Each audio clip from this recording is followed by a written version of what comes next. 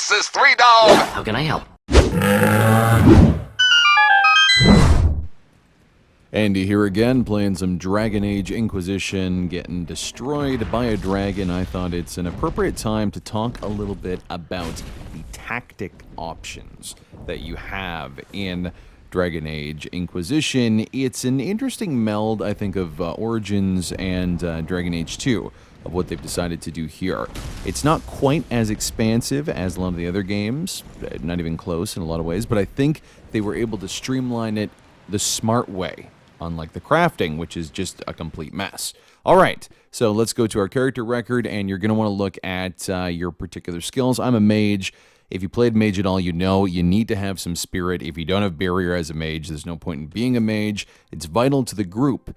Now, if you go to barrier, you'll see there's an option that says select tactics, and from there, you're taken to the other screen that allows you to see all of the active abilities that your particular character has. You know, there's barrier, immoltate, or again, words are hard, chain lightning, everything like that. And from these different specific skills, you can choose by pressing X how often they want to be used, or if you don't want them to be used at all. I, of course, made it so when I'm ever in tactical view, if I'm not making a choice, that they're constantly spamming barrier. It's very, very important. But let's say I'm about to fight this dragon coming up who has high fire resistance.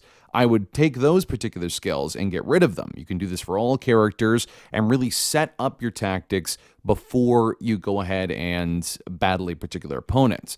And this is the other kind of option that goes into tactics. It's the behavior screen. This has a little more specific options about when you're taking potions, how many potions you need to keep on you, and the very interesting targeting behavior. If you want one character to always be watching your tank, especially on the harder difficulties, I found that really, really vital. I usually have 2 mages, 1 tank, and various other DPS. I have 1 mage spamming barrier, usually on the tank always, and he's targeting. We have Vivienne for that. Always targeting the tank, making sure that that barrier is up, and then a few just to have a focus on barrier. The other mage, rather, has a focus on barrier. So as you can see, it's not as expansive as Origins, and you can't make it really like, I want to use this particular trait when I'm fighting this particular animal at this particular time.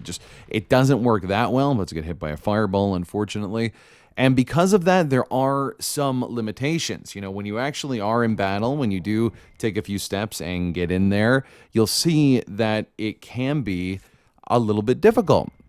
Right now, I am battling a massive dragon. I'm in the tactical view, and I made sure that barrier was preferred with all my mages, and I also ensured that the tank kept aggro. There's some other options in tactics that I made sure that happens.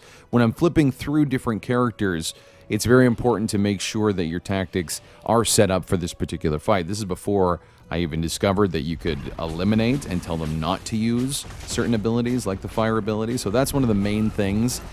It's an interesting system. I'd love to see how it expands as you continue, but that's what we have right now for tactics. Hope you had enough. Subscribe and watch for more videos.